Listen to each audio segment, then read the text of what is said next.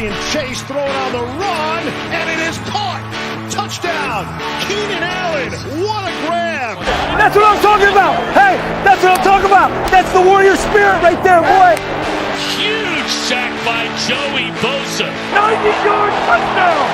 90-yard touchdown. It's going to be picked off at the 8-yard line by Derwin James. Herbert sets his feet, takes a shot downfield, has Guyton. Caught! Touchdown, Chargers! That's the greatest throw I've ever seen.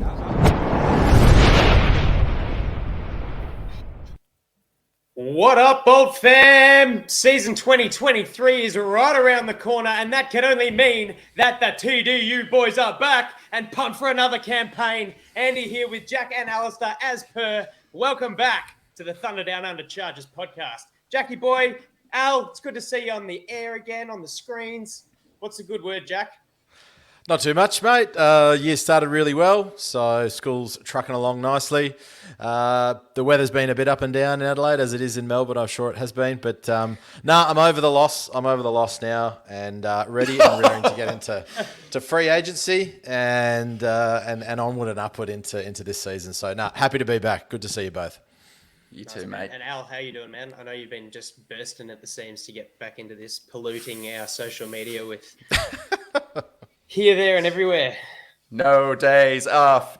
So it's been a good 4-week break, but is it really a break when you're furiously trying to learn about 200 draft prospects? Wouldn't be for me to say, but I'm feeling energized and ready for it. There's a lot of good stuff around the corner. I know we all had a little sneaky peek at the Combine in Indianapolis over the weekend, just enough to whet the appetite and want to get back to recording. So it's phenomenal to be with you guys and everyone who's listening out there. It's great to be back on the airwaves.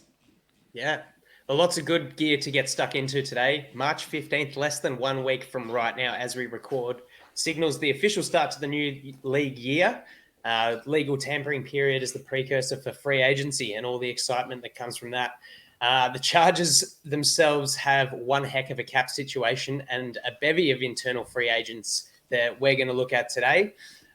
Whether we keep them or let them walk and at what cost.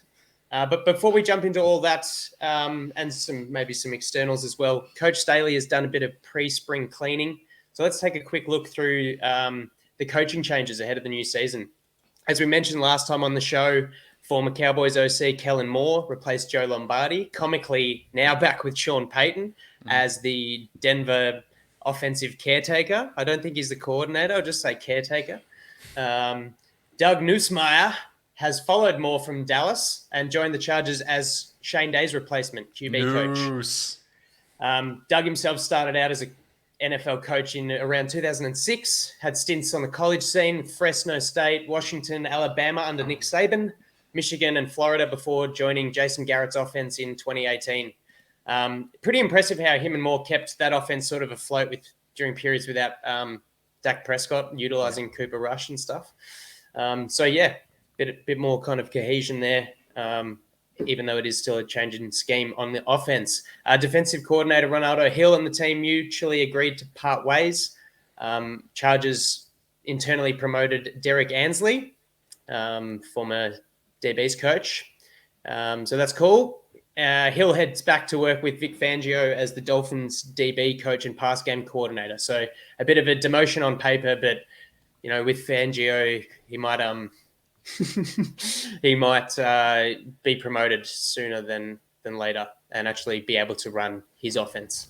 Rhetorical question. Do position coaches for the Dolphins get paid more than coordinators for the Chargers? Possibly. Maybe. Not something that I've had a look at since the last time we spoke, mate. Thanks for that. Lastly, Chargers longtime head trainer Damon Mitchell been relieved of his duties after 23 years with the team.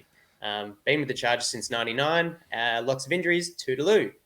Jack or Al, anything note about these new coaches at the Chargers, what they might bring to the team? I'll start off with that. I think we sort of need to touch on very briefly perhaps that report that came out about the level of facilities across the league as judged by, I think it was the players, an internal review or something. So no doubt that we've seen Damon Mitchell disappear. And I think our training facilities, our weights room was F-, or our treatment room was something like an F-. As a teacher, I had no idea what an F- was. I didn't know they existed. So you learn something new every day. Yeah. But if you actually looked at across the league, a lot of the scores were low. So I initially read that and went, oh my God, we're moving into a new facility in the coming years. So there's always been that not only new stadium, but new facilities. But that was a bit of a shock. But when you compare it with other things around rooms and places around the league, it wasn't too bad. So, Al, that's what I wanted to touch on. I love the Callum Moore hire, but I might leave you to speak about that. No, but just before I do, on what you said, I found that a little grating to see, the juxtaposition between Staley wanting to create this amazing family environment, and then seeing the players report that treatment of families graded a D-. But then when I read into the report, it seemed to be quite heavily based around on game day, there not being a designated family box and that kind of thing, rather than maybe the coaches not involving families. It might be more about the money or lack thereof that the Spanos family are spending on kind of formal infrastructure. So hopefully it improves in the next couple of years, but wait and see. It's not like they haven't had enough time to set this stuff up, right? They've been playing at the soccer stadium for, 6 years now? But anyway, on the quarterback coach, it's another guy from the Pacific Northwest. Nusamai's from Oregon. Herbert's from Oregon. Kellen Moore's from Washington State. I spent 3 or 4 days there, so I consider myself a Pacific Northwester now too. All the pine trees and such. So it's pine trees and such. You're a pineman. You're a pine treeman. And I'll throw a question to you, Jack, about the Ronaldo Hill demotion or choice to leave. He's gone back to Fangio, who he used to work with in Denver. I don't know. What do you think of that? Does that say something about Staley's style of leadership? What's your take on it? No, my take on that is he's learnt from Staley, a younger coach. He's going back to Fangio because I don't believe Fangio is going to coach for much longer. I think that's kind of a come under my wing, come back to Papa, maybe 18 months. I'm going to teach you everything I know now, and my job is to make you a defensive coordinator and a good one at that. I think he's had enough training now. Was he calling the plays for us? Was he not? It was clearly Staley's baby. So hopefully he can see success down in Miami, but we'll see. So that to me is not a slight on Staley. Staley probably said, actually, you're probably not going to get a chance to call the plays here. That's what I'm here. I'm a defensive head coach. Go back to Vic Fangio. We both know him really well. It's probably a mutual agreement. So I thought that's how I read it. I don't see it as a demotion or any sign of rats jumping ship personally. Yep, that was my take. I think it's a professional development thing for Hill. He can now sort of spread his wings once he takes over the mantle and create his own, like Staley has, his own branded defense. There we go.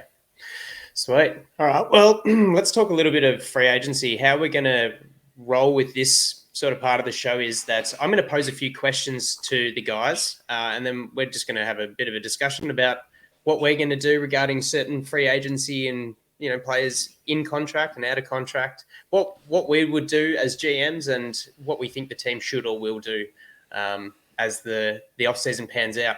So the first question I've got for you guys, the Chiefs and the Eagles have shown the league the value of out-of-the-box thinking regarding roster management. How should the Chargers approach the 2023 offseason? Win now or vie for sustained success? Now, just before we get into this, we'll look at sort of trading players and cutting players off the roster just to make that, as I said before, we're well over the cap. So looking at cutting and trading players, there is effects pre and post June 1st as a designation. And that alters the dead cap and the savings. So, for example, if a player is cut or traded before June the 1st, all the guaranteed money still owed to that player that the team has not yet paid counts against the team's cap immediately for that year. After June the 1st, the guaranteed money can then be spread for cap purposes across the duration or the remainder of what that deal would have been. So essentially, the pre-June the 1st trades and cuts will hurt the Chargers a lot more immediately, delaying them sort of prolongs that that financial burden. Yep. So what do you think, guys? Where do you sit with what the Chargers should do with this roster, considering we're about $27 million over the cap? Al, I'll go to you first, mate. My first thing I did was just have a quick look at what we're spending money on at the moment before we even kind of commence this off season.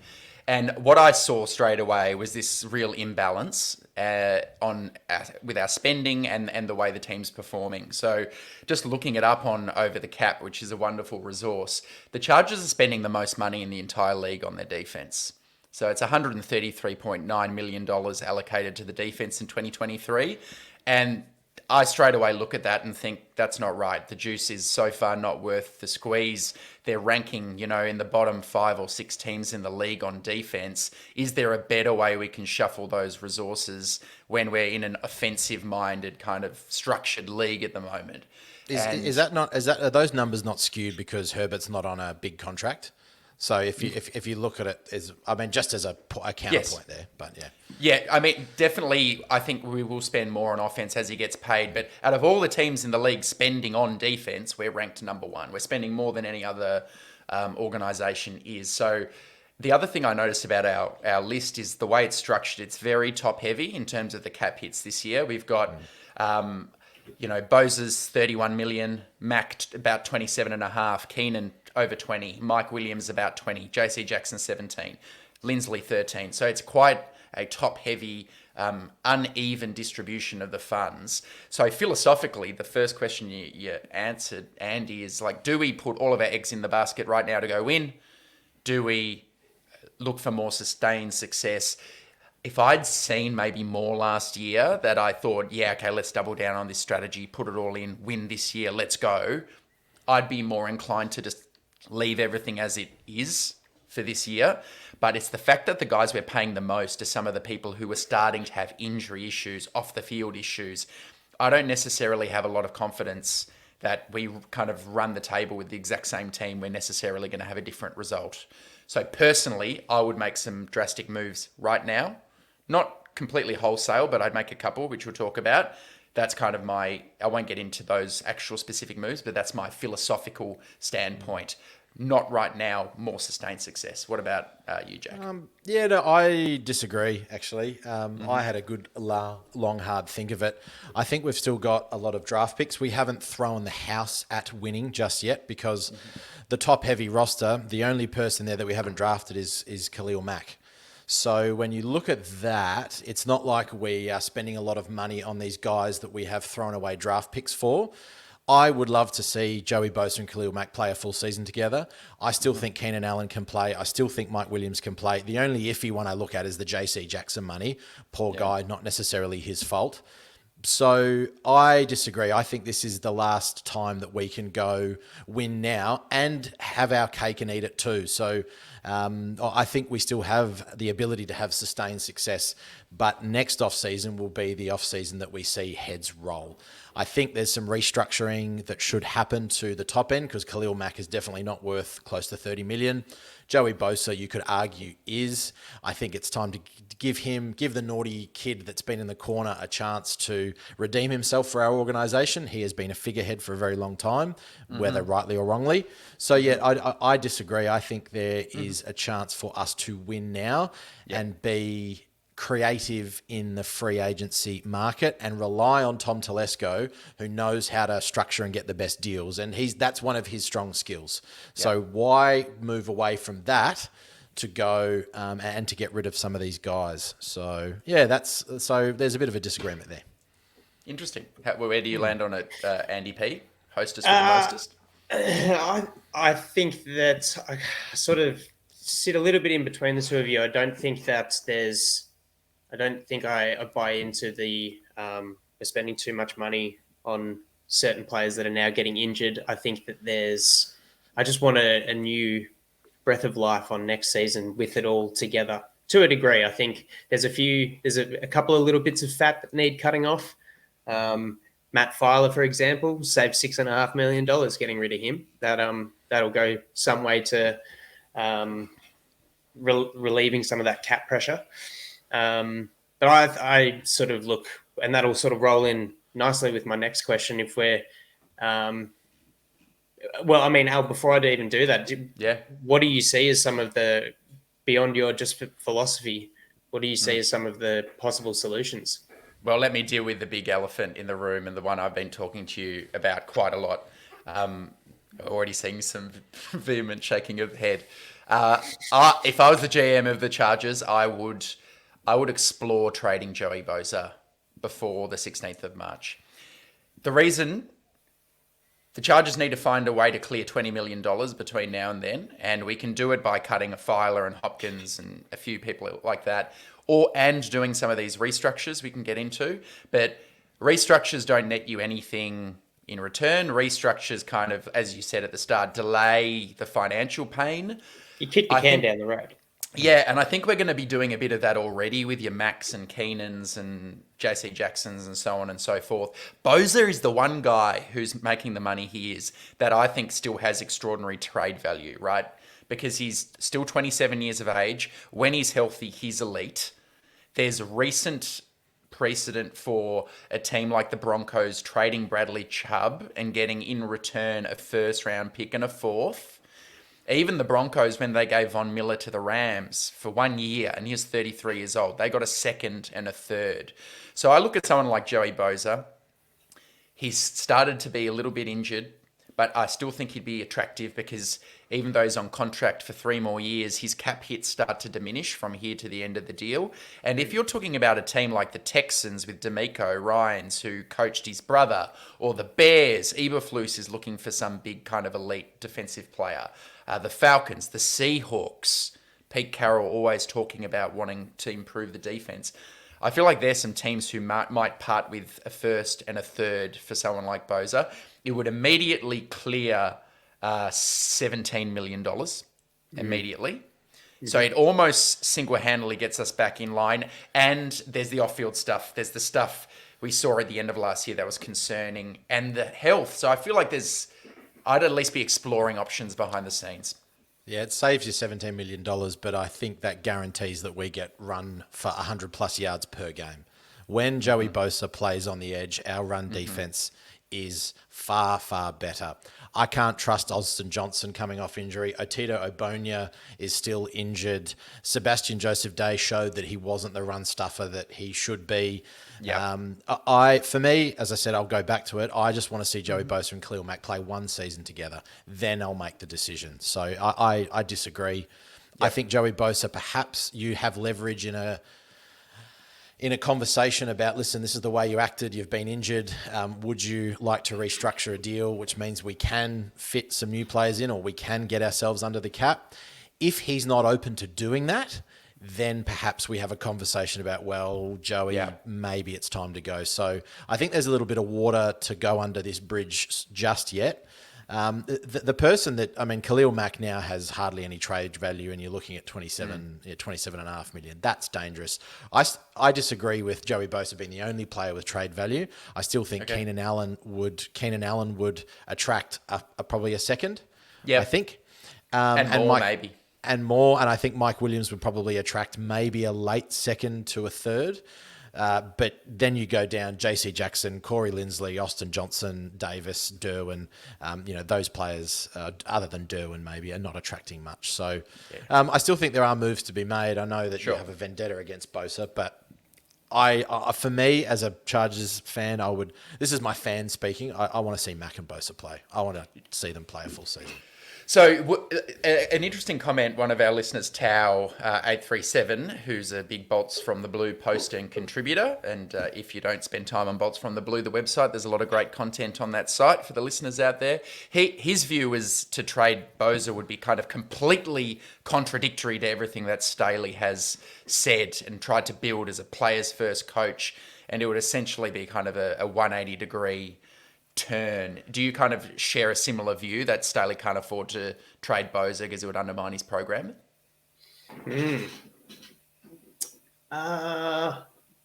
No, I don't think it would undermine everything that he's. I guess maybe it's ultimately not his decision to a degree. You can say, you can't trade this player, but at the end of the day, the GM goes, well, we don't have any money, so tough shit. Yeah. I don't think it undermines everything that he stands for. Jack, what do you reckon? No, I don't think it does. If Staley is a teacher, what you want to do is have sometimes, a person with elite talents or elite knowledge or wherever the context you're teaching them in, and to boost them up into the stratosphere of the potential that they have. I don't think it. I think that's what Brandon will be wanting to do. And saying that, listen, Joey, we've had 24 months together. One of them hasn't been very good. The other one's been pretty good. We're trying to build a defense around it. We've gone and got you help with Khalil Mack. So I don't know, trading him, I don't know if it would be a contradiction, but I definitely don't think that would be something that Staley would necessarily want. Yeah, it's an interesting one. Look, I'm also, just for the record, I'm open to restructuring him instead if we can find a way to get under. I'm just seeing a few things crop up with him that I'm concerned about. His body, his mind, his behaviour, and the fact that we could probably get something quite good for him. We could end up with 2 first-round picks in this draft, and maybe now's as good a time as ever. So I'm just exploring. Is this the right draft to have it, though? Exactly. And if we had a GM that's actually good at drafting, and I'm not going to say that we have a GM that's good at drafting. So yeah, it's a good point. You've got to factor that in, don't you? How we spend the capital we'll get. It's a great point. If the timing's no good, it's not worth anything. All right, moving along. Yep. So talked about cutting and trading guys. Should we consider restructuring or extending any of the currently contracted players? Yes, I think we should. I'll focus on extensions. When I look at extension candidates, I'm looking at players who've kind of earned it. And so that's why some fans have suggested maybe we extend Boza and, move the money around that way. Spread the money out, yeah. But that's where I kind of think I wouldn't want to extend Boza when he's just behaved the way he has, because it might set a bit of a funny message. The guys I'd look to extend are your Michael Davises of the world and Austin Eckler. They're 2 easy ones. Davis really earned it last year, and with the uncertainty around JC Jackson, I think you can reduce his cap hit this year by about $4.7 million, according to Over the Cap, if you push him out. Austin Eckler's also entering the last year of his deal, and we could save something around $4 million by giving him another few years on the deal. I don't think any of us have gone away and come up with the exact contracts we would give in terms of the dollars, because we like to keep it a little higher level than that. But they're 2 guys I'd think about. Keenan maybe as well if you needed to, but I acknowledge he's a bit older. So there are a few extension candidates for me. Yeah. Justin Herbert potentially as well. There's talk of extending him this offseason. Look, that wouldn't affect the cap too much this year. Might save 2.5. And yeah, Keenan's another one. Extend him, give him another 3-4 years with Herbert. I think you could save 14 million. But yeah, like I said, you're just prolonging the sort of the pain and punishment of having to fork out all these contracts, and that really is the sort of win now technique. But you got to do it somehow. You got to get that money down. So, Jack, what do you think? Where do you sit on it? I mean, those were the ones that I was thinking, but without hijacking the conversation too much, I think it's quite interesting what's happening with Lamar Jackson in terms of extending quarterbacks at the moment. Yeah. I was listening to the PFF podcast, and they were talking about how all the owners don't want guaranteed contracts, and they were really annoyed at who's the Browns ownership? What's their name? Haslam. The Haslams about giving the guaranteed money to Deshaun Watson. And so all these teams that would, I don't know why you're saying I'm out of the race for Lamar Jackson, because all of those 8 teams, I can't name them off the top of my head, but, like the Atlanta Falcons, no, we're not interested in Lamar Jackson. What are you talking about? This guy's an MVP. So I think Justin Herbert would be number 1 for me in terms of restructuring. So I know what next year looks like, the year after that. Extending him, yeah. Extending him, restructuring, extending, getting him on paper. It's going to cost me a lot of money, maybe as a signing bonus, but at least I know what I've got to play with. And that also sends a message to the locker room too, saying that, listen, Khalil, Joey, we've got $45 million tied up next year with Justin Herbert. What are we going to do here? So, and that does signal perhaps the end for a lot of these guys. So they hopefully try and make this year or this coming year the best they can. But that's that. Yeah, other than the ones Alistair noted, there wasn't too many for me that I'd sort of try and do some funny money, other than maybe JC Jackson. Yeah. And say, listen, man, you haven't played. Do you really need 17 million, or would you do the team thing? So Kyle suggested that one, and I tell you why I would. That's what you could do with JC is you could push money earned this year till later in the deal. I think we could save about $8 million. My issue with that is I think the Chargers need to prepare as if he might never really play again, and then have to cut him at the end of this year. And if that happens, Kyle says, even if you do that, all you've done is add an extra $2 million of dead cap each year for the remainder of the deal, because the 8 gets spread over 4 years. And he said restructuring him and clearing that $8 million might be the best thing he ever does for us now as a Charger. And if we have to eat $2 million dead cap, one of each year for the next 4, fine. Let's restructure him and clear it.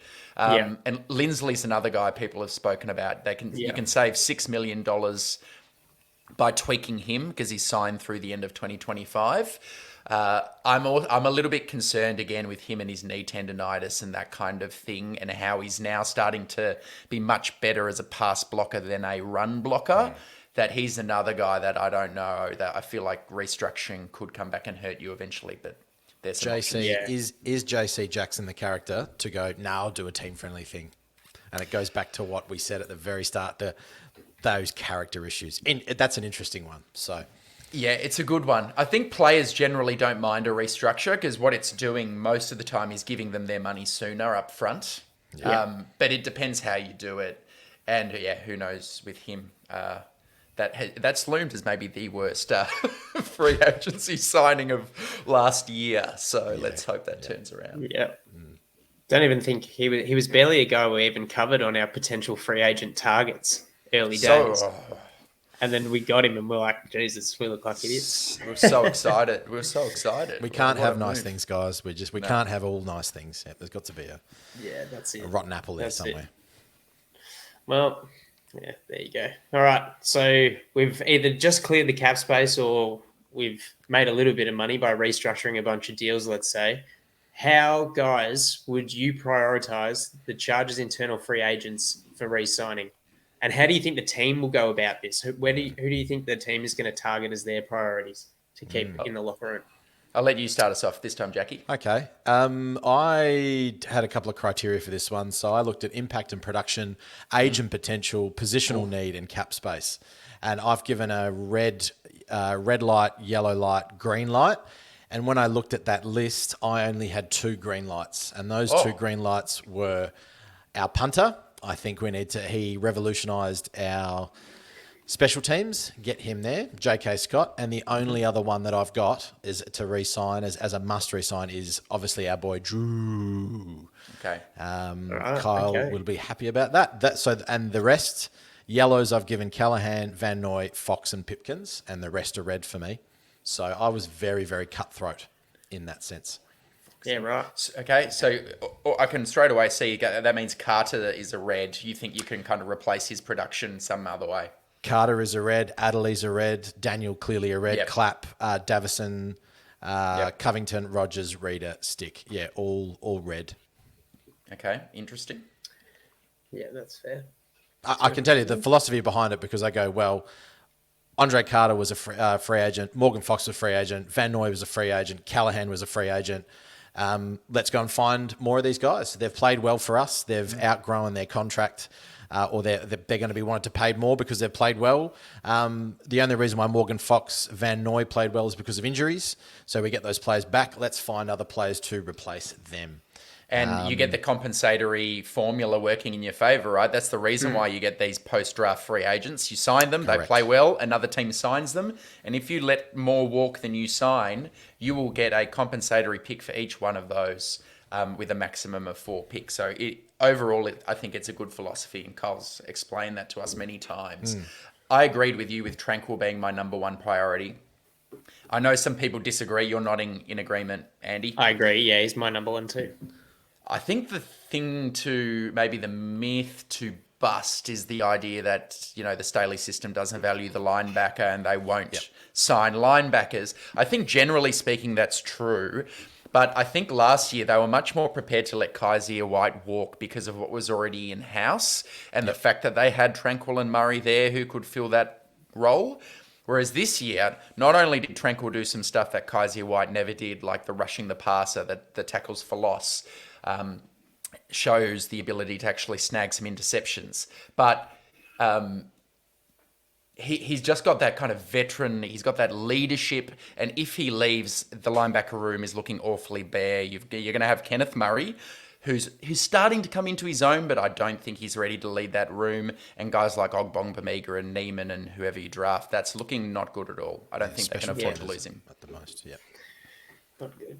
No, because you've got the other linebackers of note we have are free agents as well. If you chuck Kyle Van Noy in there, you've got Troy Reader as well, and it's pretty grim without him. But he had the green dot. When they took that off Dylan, he impacts the opposition offense in the passing game, both at rush and in coverage. He was used a couple of times, Tampa 2. Couple of interceptions, few sacks. It was a career year for him when he stays healthy. I think he's getting better with his tackling and his coverage, as I said. So, I think he's high priority. Trey Pipkins is going to be an interesting one. Trey Pipkins is going to be a very interesting one. You've got the guy who's suddenly come out and had a pretty decent year. Not a great year, but only allowed the 2 sacks. And we know he played through consistent MCL injury, so showed that lion heart where he kept on battling through and he'd be lying on the ground and then get back into the lineup. And Telesco goes off. Finally, this 3rd-round pick I took has shown some promise. This is one where I think what I do and what the Chargers might do may actually start to separate. And that's because I think there are some okay external free agents we can look at that we can talk about later. But I would explore re-signing Pipkins, but I think the Chargers are going to prioritise him more than I would. I also think that if you look at the draft and the tackles and what's going on there, I think it's a relatively deep one, but we'll get into that in a later podcast. Trey Pipkins, that's all well and good that you're battling out, you're showing guts, but it's your career year. So would you be doing that if you just signed a contract? Would you be doing that in your 2nd year? And we also have Jamari Solier, who can easily kick out to right tackle, that I believe has played extremely well at left. Don't forget we have one of the top 3 left tackles coming back. That makes a huge difference to that left side. Zion Johnson's another year older.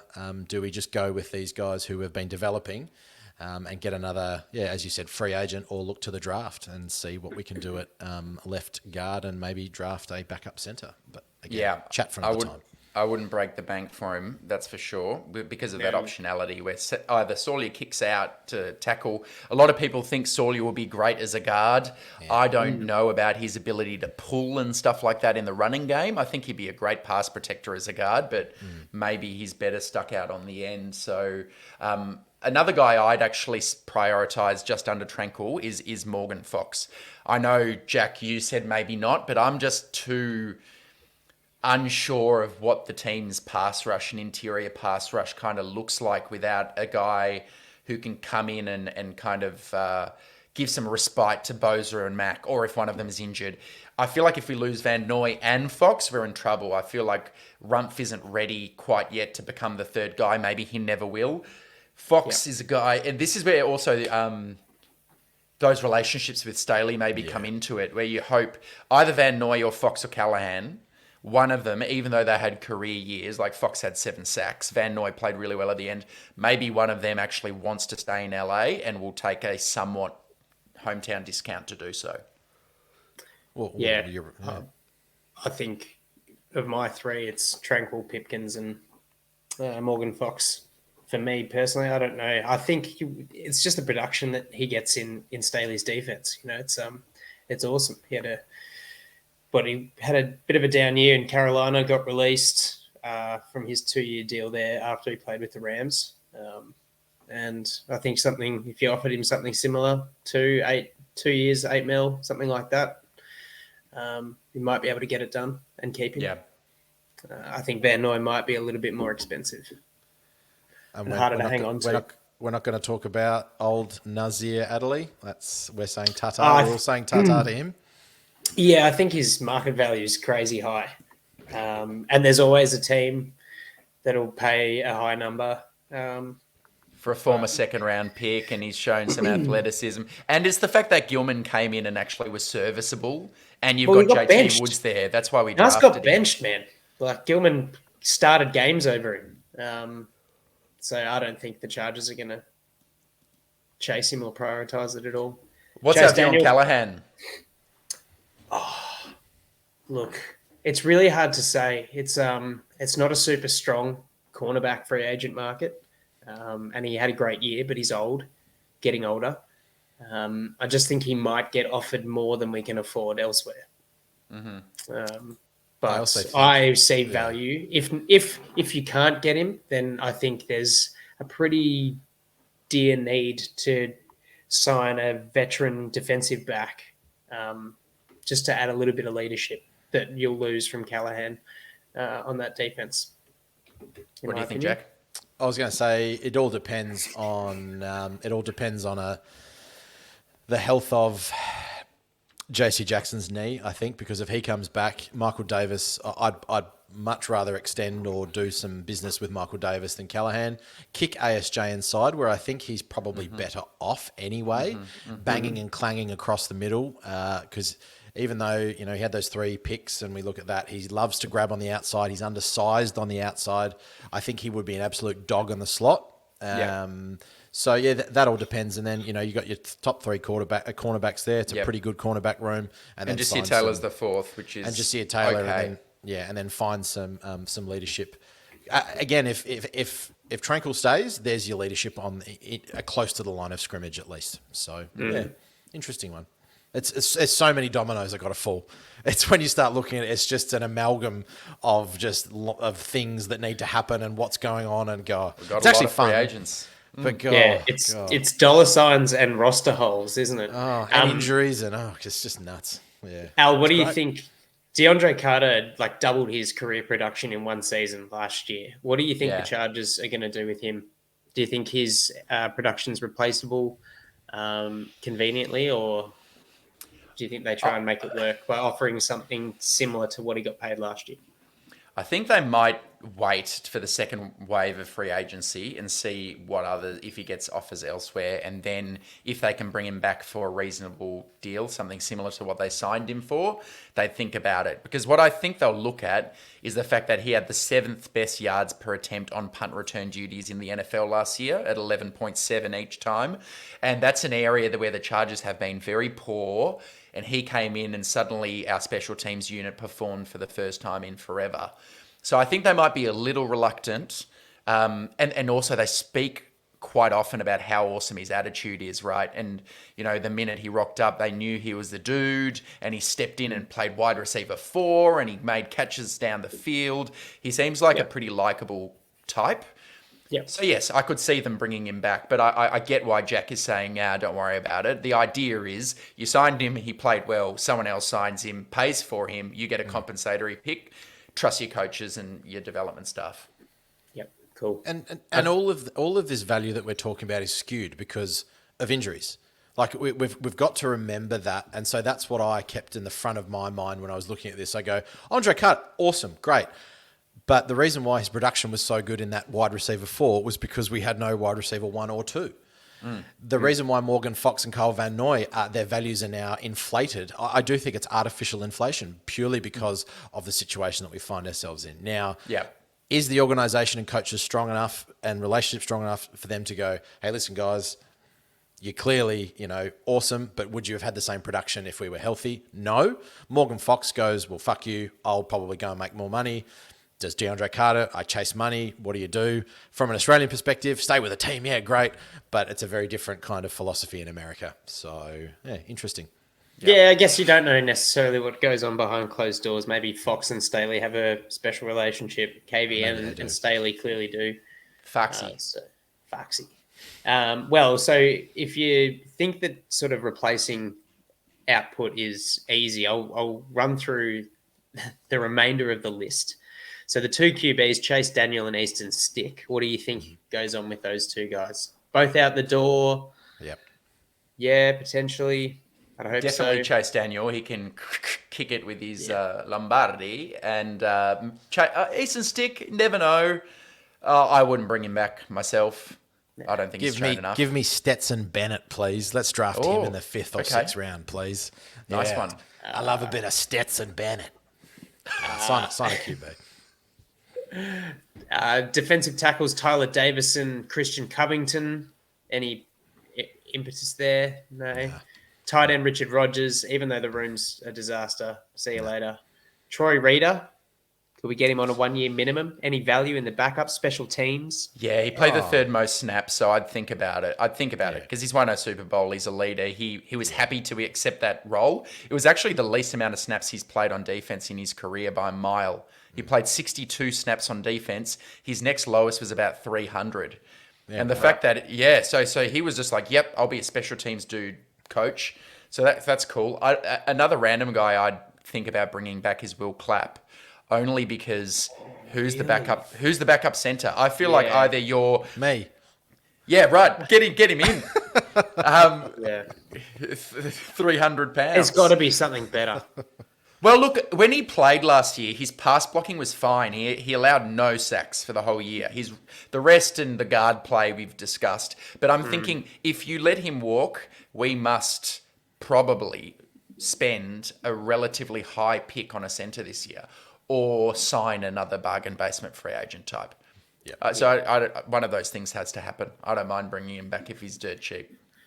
I do think it needs to be somewhat of a thought this offseason is just to think about that changing of the guard with Lindsley and see a fair bit of importance of maintaining consistency with the personnel and offense just because it's another new system and all that jazz. But we'll move right along. Okay, so that's all of the unrestricted free agents. So now we'll jump into the restricted and exclusive rights free agents. As the restricted free agents, players out of contract that have at least 3 years of accrued service. So that's at least 6 games in 3 consecutive years. Their team will hold the rights to them through March 9th to extend a 1-year tender offer to the player. The tender allows the team to exhibit a level of control over the player in their free agency movements, sort of similar to the franchise tag, but obviously at a much lesser dollar. So there's 3 types of tenders. You've got the first round tender, meaning that if another team signs that player and the original team decides not to match the salary, the new team will have to give the team giving the player a first round draft pick. Second round tender, self-explanatory. And then there's the right of first refusal tender. This means you get no compensation if you decide to not match the offer sheet. Teams have 5 days to match the new offer sheet by the receiving team. Yep. So, you'd only really apply the tender if you think the player's worth the salary amounts because they're not sort of cheap. So the first round tender, that salary is just a tick over $6 million. These are approximate, don't slay me. Second round, $4.3 million, and the right of first refusal is $2.67 million. So that said, our list of restricted free agents: Donald Parham, Braden Fajoko, Jalen Guyton, Joe Gaziano, Storm Norton, and Derek Tusker. Are any of those guys even worth the right of first refusal? Because I don't think so. I'm putting a first round tender on Braden Fajoko. That's with my heart. That's my heart. No, I don't think any of them are even worthy of a second, unfortunately. So it's just doesn't mean I wouldn't try to get them back though, right? I think we need look, the ones I'd have back are Donald Parham, Fajoko, and Guyton. I would not worry about Gaziano, Norton, or Tusker. Parham, that tight end room's so bad. Fajoko, for all the reasons why we've liked him. And Guyton he has that speed. Because he likes the show. Yes, loves the show. One time. Yeah. Yeah, I said yellow on Parham, maybe edging on green because he's a weapon because of how tall he is. Fajoko was a green for me because, as you said, of all the reasons. Guyton was a red because I think if we're keeping DeAndre Carter, we're keeping DeAndre Carter, then we don't need Jalen Guyton. We've proven that, I think. So, or we can find one in the late rounds of the draft. Yep. So you'd be happier with a guy I'll put on, that'll be on the next list, just in case one of those guys goes down. Because the exclusive rights free agents are Cameron Dicker, Michael Bandy, the wide receiver, obviously, defensive tackle Forrest Merrill, cornerback Keemon Hall. Now, the signing of an exclusive rights free agent is a minimum salary contract of $870,000. Yep. So if you're just going to get rid of or red on Jalen Guyton, are you happy for Bandy to be that backup again? Or would you rather Guyton as the depth?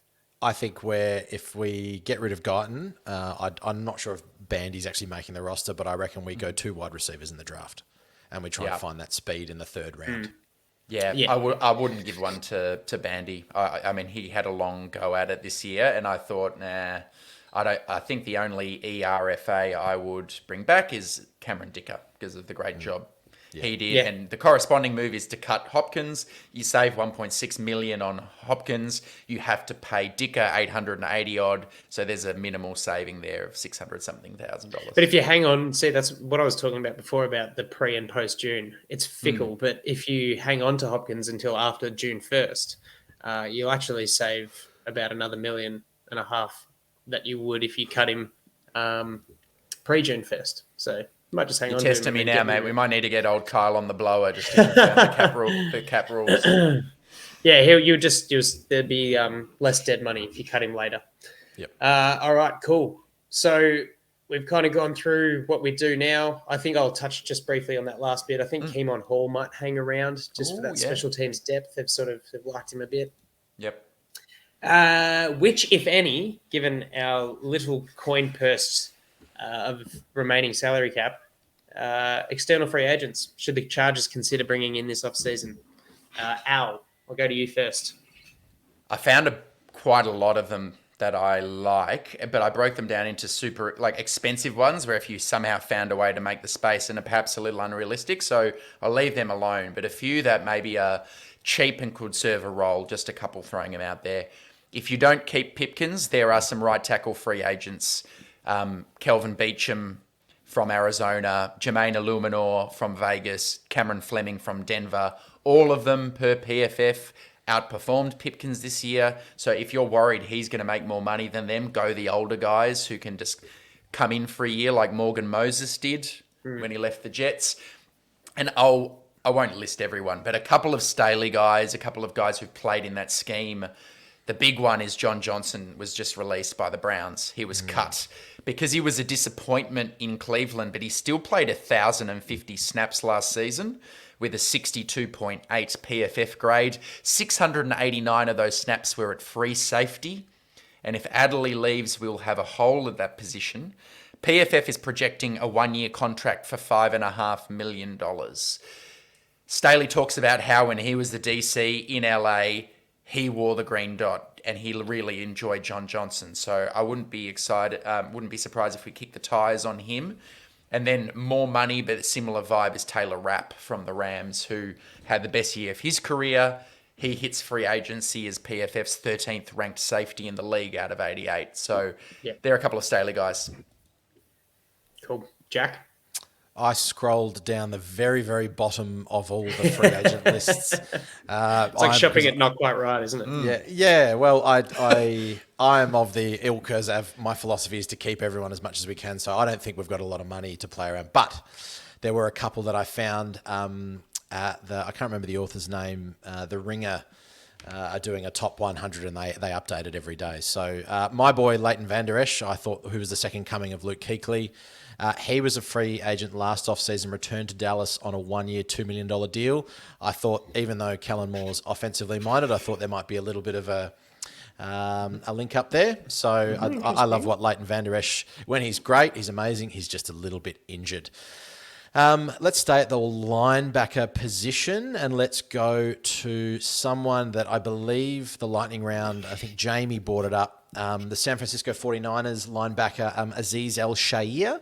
Yeah, he's good. He played 12 games last year. But he's behind Warner and Dre Greenlaw. So I think he's probably looking somewhere to get starter. I think he's going to be a little bit too expensive for us.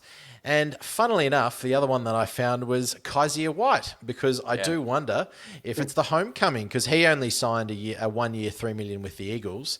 That's very much in our ballpark. He was good in the first half of the season, but his film, from all reports, was still inconsistent, and his production declined quite rapidly or quite starkly in the second half of the season, which I wonder if was injury related or not. But I think it's unlikely that his market will be that much different. So, $3 million homecoming. And the other one that I saw was Andrew Wiley from the Kansas City Chiefs. Alistair, you were talking about the tackles. He was on a 1 year, $2.5 million deal. He probably has earned a little bit more than that after being a Super Bowl winner. So he's played well in the Super Bowl too. Yeah, he's in that 3 to 3.5 million. But I wonder if he stays with the Chiefs. Yeah. After Orlando Brown's a free agent, so he's going to get paid quite a lot of money too. Yeah, there's a couple. No, it's just a couple from me. But if we brought back Kaiser White, I would find that move contradictory to what Staley is trying to develop and create. Very rare, very rare. Couple of experienced veteran defensive backs. Just a couple of guys, Rodney McLeod from Indianapolis and Tashawn Gibson from Chicago. They're both 32, 33, but still producing. Gibson you could get him. Yeah, you could get him on relatively cheap deals. Rodney McLeod had a good year too. Leadership and experience, they can still do it, playing at free safety if we need. They're just a couple of guys for me. And I think Troy Hill's a free agent as well, another Staley guy. The other one, and also Greg Gaines, funnily enough, from the Los Angeles Rams. I do wonder if he comes back, but I think he's going to be a little bit too more expensive for us. I wouldn't mind shoring up that, my guy like that was Poona Ford, the interior defensive tackle. Austin Johnson, SJD, has it worked? Do you give up and go again? Do you keep trying? Do you keep trying to hit that position? Yeah. Time will tell. Kalijah, Alistair. That's who you are. Save it. Button it for another show. All right, well, it'll be interesting to see how it all pans out, how the Chargers do manage to rectify the cap situation, and if we can even bother putting together some more elaborate free agent target lists and shows and whatnot. But as much as the players change heading into new seasons, so do the coaches. And there's been plenty of new coaches this offseason. I think 16 teams at one stage were without an offensive coordinator. So a little bit of fun. I'll just reel a few off and guys jump in if there's any that are massive to you. The obvious one, Sean Payton and Joe Lombardi and Vance Joseph as well, back in Denver. Interesting stuff there. Both the coordinators from the losing Philadelphia Eagles have now head coaching roles. Shane Steichen, obviously former Chargers QB coach at the Colts. And Jonathan Gannon takes over, is the new daddy daycare in Arizona. Another former Chargers. Do your homework. Name, Frank Reich taking over the Panthers. Yeah, good on you, Frank. And that's going to be a pretty fun, in a weird way, kind of division. Derek Carr in New Orleans, and Tom Brady, and now barely anyone in Tampa Bay. Who knows what the Falcons are going to do? Heading for is Derek Ritter the answer? And I think the sort of most sort of heartfelt or heartwarming hire is D'Amico Ryans, the head coach now in Houston. Are there any of those hirings or coordinator hirings that you're really excited about? Al is excited about everything football related at this time of year. So, well, look, it was nice to see Steichen thanking Philip Rivers so profusely in his introductory remarks, and he started getting quite emotional about it. And the kind of role he's played in helping him become a coach and a man and all that sort of gear. And then Philip might go and throw for the Colts. You never know. He's itchy. Did you hear the reports on the Rich Eisen show that at the end of last season he reached out to Miami and then separately to the 49ers about if they want him to come over and throw the ball. Neither of them signed him, so I don't know. You read what you want into that, but he's a gun for hire now, old Philly Riv. Yeah. I'd love to see it, that's for sure. One other guy I am excited to see get a DC role is Sean Desai. I know, Andy, you've spoken about him before. He's a mates with Brandon Staley. They were together in Chicago and via Seattle for a year. He's now the new defensive coordinator in Philadelphia, which is a fast track now for head coaching roles. So expect to see a lot from him next year. And it's also good to see Jim Schwartz back in the league as a defensive coordinator. I always think back to the glory days when he was a Lions coach on the sideline going boo and punching the ground whenever his defense would get a sack. And now he's the defensive coordinator for the Cleveland Browns. Those are a couple that jumped out to me. Yeah. Jack, any from you? Yeah, a couple. I mean, I think Frank Reich will bring stability to the Carolina Panthers. They've been an unstable franchise ever since the departure of Cam Newton in their Super Bowl appearance. I think he's got a bit of time there. He's probably got 3 to 4 years. They do have a bevy of draft picks, but I think that's what they need. It's good to see. Josh Ross, if you're listening to this, I think you've got a good hire there. And the other one that I hope works out, because D'Amico Ryans has signed a 7-year deal. Is that right? I believe it's a very, very long contract. After the way the Texans have treated both their last 2 minority coaches, I hope D'Amico Ryans can sort out what's going on down there and bring some stability there. He's got a big job ahead of him, but it's good to see that that he does have that job and he's got some stability, which is fantastic for the league in terms of diversity, which is good. Yep, agreed. Yep. Interesting will be what happens, obviously, with the quarterback situation in Baltimore, but Todd Monken, the former Georgia offensive coordinator, now replaces Greg Raymond. So they get that sorted, and who knows what could happen there. And Eric Bieniemy finally leaving the AFC West, the new offensive coordinator for the Commanders. Washington. Yeah, How do we think that one's going to work? Will it, fast track his opportunity to get a head coaching job? I guess it depends how aggressive they are in the draft and free agency and trying to find a replacement for releasing Sam Carson Howell's Wentz. their guy because he played well in week 18. Interesting. See. Well, the It Chiefs just have doesn't- promoted Matt Nagy to offensive coordinator now. So It just doesn't bode well if you've just, as an offensive coordinator, you've just won a Super Bowl and you can't get a head coach job. So listen, and there are lots of people that come out in defense of Bieniemy, and of course, I'm not saying that he's not an amazing coach and person, and but maybe he saw it in his career path that maybe I need to go somewhere else, prove myself without the shadow of Andy Reid. As much as Andy Reid has helped him, time to leave the nest a little bit, prove myself there, do something, and then go and get a head coach job. So Good luck he to him. needs to be more than Good a luck side to of him. fries to Andy Reid's double whopper. Be more than the side of fries, good. Eric. Very good. What does that make Spagnuolo then? The fucking shake? I don't know. He's the bolognese, mate. He's the bolognese. Bologna. Yeah, very good. Right, before we wrap up, Al, I'm going to throw to you. You've got some fun in store for us. Yes, of course, our famous intro song when Cole joins the show is all about reading tickets and having tickets read back to people when they get things right or wrong. And before the season last year, we couldn't just sit there and make a whole bunch of predictions and leave them out into the ether. We need to go back and revisit how our season predictions went. Now, you might think I'm only bringing this up because I might have done very well. You would be right. No, you're not. It's pretty even, but let's go back over a few of them. So way back then, before the 2022 season, we predicted the NFC playoff teams. Jack predicted 5 out of 7 correct teams, and Andy and I both correctly guessed 4. So Jack won that. However, we all only got 3 out of 7 correct if it was about who won the division versus wildcards, etc. Okay. The one that really, there were a couple that kind of got us, but Jack, you did well by guessing that the Vikings would make the playoffs. Neither Andy nor I guessed the Vikings. We were both in the corner of the Saints. So well done to you in the NFC. For the AFC, Jack, you got 5 out of the 7 teams correct.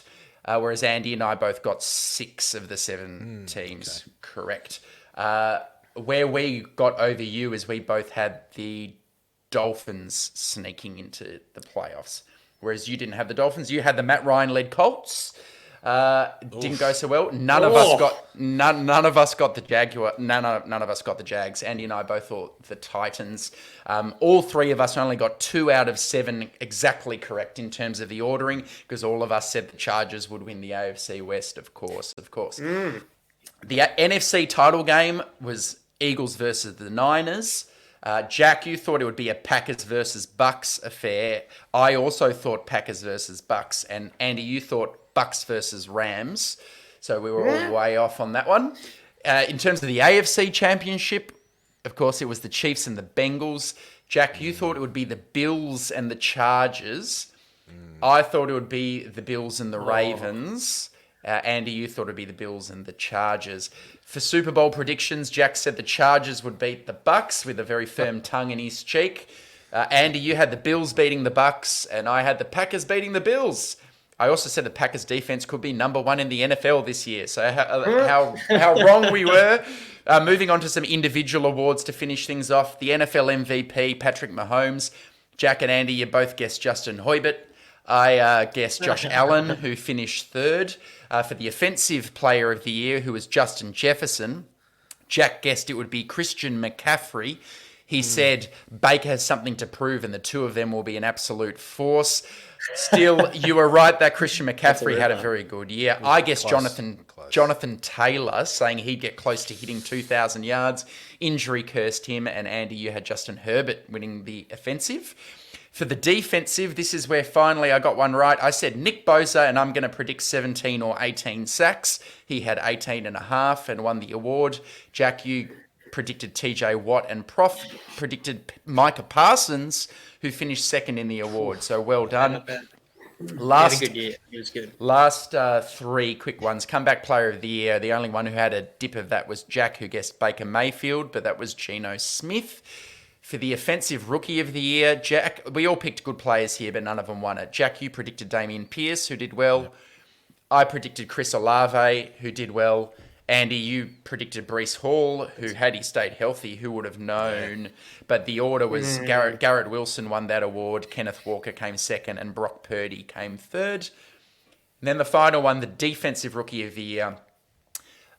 I predicted Sauce Gardner. I said I think he's the exception to break the rule that corners struggle to acclimate. Sauce Gardner did win the Defensive Rookie of the Year. Jack and Andy, you both guessed Aiden Hutchinson, and he finished 2nd. And Andy, you also said Sauce a close 2nd. So we basically all were close to the mark on that one. So listeners, don't think we don't point out when we get things right or wrong. We do, and as you saw, we got a lot more wrong. We actually enjoy being wrong more than we enjoy being right. I think that's right. At least that feels like yesterday we did that. That doesn't feel like that long ago at all. I still remember going through the process of that. Wow. Anyway. Yep. Good shit. Well, I think that'll do us for the first show back for the year. Thanks for sticking with us as we dust off the cobwebs. Next episode will be in about a fortnight's time, around the 23rd of March, after the first wave of free agency. Until then, guys, don't forget to follow us on Twitter at TDU_Chargers. Give the video a like, subscribe to the channel if you haven't already. We'll see you next time on Thunder Down Under Chargers podcast. Catch you later. Bye.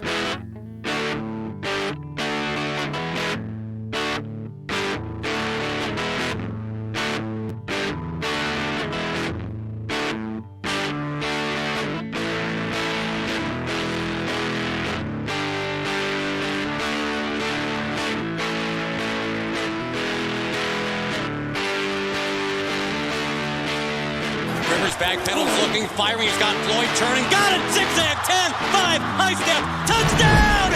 San Diego!